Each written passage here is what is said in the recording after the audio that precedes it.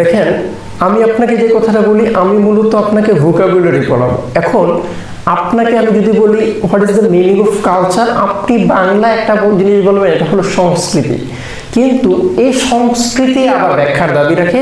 এই সংস্কৃতি মানে কি? আমাকে ঢাকা বিশ্ববিদ্যালয়ের এক পরীক্ষার সময় আমাকে একজন স্যার প্রশ্ন করেছিলেন, সভ্যতা এবং সংস্কৃতির মধ্যে পার্থক্য কি? এই প্রশ্নের উত্তরের দিকে আমি যাব না, আমি মূলত কালচারের কাল্ট নিয়ে কথা বলবো। দেখেন, এই ধাতুটাতে ধরে আমরা এই কাল্ট থেকে কিভাবে, দেখেন এই কাল্ট থেকে কিভাবে আমরা শব্দ বানাতে পারি, এই জিনিসগুলো দেখবো কিভাবে। দেখেন, আপনি তখন বলবেন কালচার কিংবা আনকালচার্ড কিংবা মাল্টিকালচার কিংবা মাল্টিকালচারাল কিংবা বলবেন আরবোরিকালচার কিংবা পিসিকালচার কিংবা এভিকালচার, এই যে শব্দগুলি, এই হর্টিকালচার, এই শব্দগুলি কিভাবে হয়েছে এইগুলো নিয়ে আমরা আজকে বিশ্লেষণটা। দেখেন, এই কাল্ট থাকলে মূলত এই কালটা হলো এখানে মাদ্দা।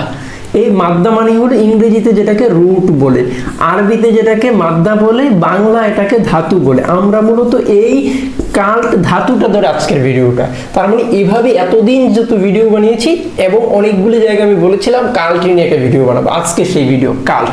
তার মানে এই শব্দের আমরা এখানে দাগ দিলাম। কাল্ট পাইলে আপনি বুঝবেন গ্রো অর্থ দেয়, বৃদ্ধি অর্থ দেয়।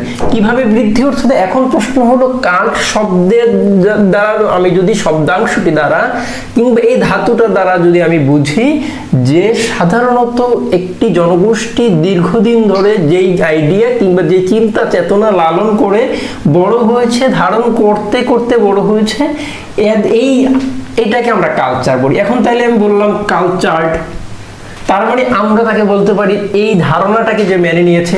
তখন আমি যদি উল্টে আবার বলি আনকালচার্ড, তখন আমরা বলবো যে সে এই সংস্কৃতির সাথে মেলবন্ধন কিংবা তার সংস্পর্শতা ছিল না, এই জন্য তাকে আমি বললাম আনকালচার। এখন আমি যদি বলি মাল্টিকালচার, তখন আপনি কি বলবেন? মাল্টিকালচার। তখন দেখেন এই মাল্টিকালচারের এই কালচার, তার মানে এই মাল্টি মানে কি বহু, মাল্টি মানে কি বহু, তার মানে অনেকগুলো কালচার যে মানে তাকে আপনি বলছেন মাল্টিকালচার। তার মানে এখন আমি এইখান থেকে আরেকটা শব্দ বানাইতে পারি কালচারাল, তার মানে কালচারাল প্রোগ্রাম, সাংস্কৃতিক অনুষ্ঠান। তার মানে আপনি এভাবে এখান থেকে শব্দগুলো বানাচ্ছেন। এখন আমি এই কাল্ট ধরে আগাইয়া আমি একটা শব্দ লিখলাম কাল্টিভেট। কি লিখলাম? কাল্টিভেট।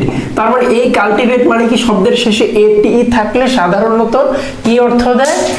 এটিই থাকলে সাধারণত শব্দটা ভার্ব বোঝায়। শব্দটা কি বোঝায়? ভার্ব বোঝায়। This is the symptoms of verb. তার মানে আপনি কাল্টিভেটের এটিই পাওয়ার কারণে আপনি বলছেন এটা ভার্ব। তার মানে এই কাল্টের আগ পর্যন্ত আসেন, কাল্টে আসেন, কাল্টে আসেন, কাল্ট পাইলে আপনি বলছেন গ্রো অর্থ দেয়। কি গ্রো অর্থ দেয়? এই গ্রোটা কি করলো? বাড়লো। এই গ্রোটা সাথে কাল্টিভেট মানে তখন আমরা অর্থ করছি কাল্টিভেট মানে হলো চাষ করা।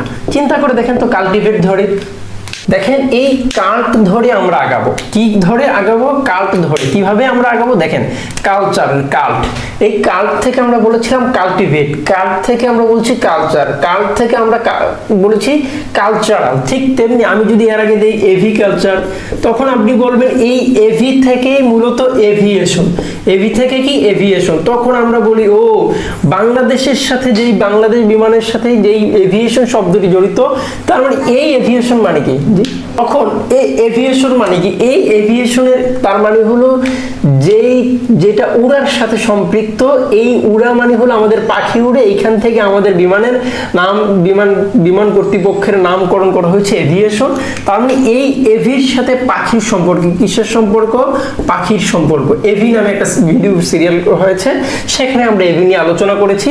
তার মানে এভি মানে কি? পাখি। এভি মানে কি? পাখি। এভি মানে কি? পাখি। এই পাখির কি? গ্রো।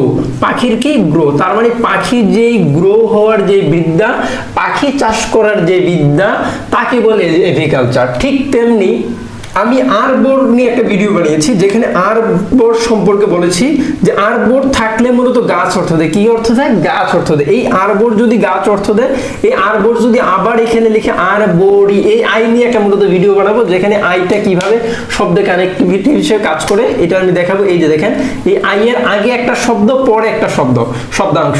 তার মানে এই কাল্ট মানে গ্রোথ, চাষের সাথে সম্পৃক্ত, আর আরবোর মানে গাছ, অর্থাৎ গাছ চাষের যে বিদ্যা, বিদ্যা, গাছ চাষের যে ধারণা, এটা সম্পর্কিত যে আলোচনা, সেটাকে বলে আরবরিকালচার। ঠিক তেমনি হর্টিকালচার, এভাবে চিন্তা করে দেখেন। এখন আমি যদি বলি পিসিকালচার, তখন আপনি বলবেন, এখন আমি যদি বলি পিসিকালচার, তখন আপনি বলবেন ও, তার মানে মাছ চাষ সম্পর্কিত বিদ্যা, তার মানে পিসিকালচার। ঠিক এইভাবে চিন্তা করে দেখেন মাছ চাষ, অর্থাৎ আপনি কাল ধরে আগান, অনেক মজা পাবেন। মানে আমি নিজেও অবাক হয়েছি। সর্বশেষ যে কথাটা বলে শেষ করবো, ভিডিওটা খুব সংক্ষেপ করছি। সবচেয়ে বড় হলো এগ্রিকালচার। এই এগ্রি নিয়ে মূলত কৃষি, এগ্রিকালচারাল ইউনিভার্সিটি, তার মানে agriculture. Like, comment, and subscribe.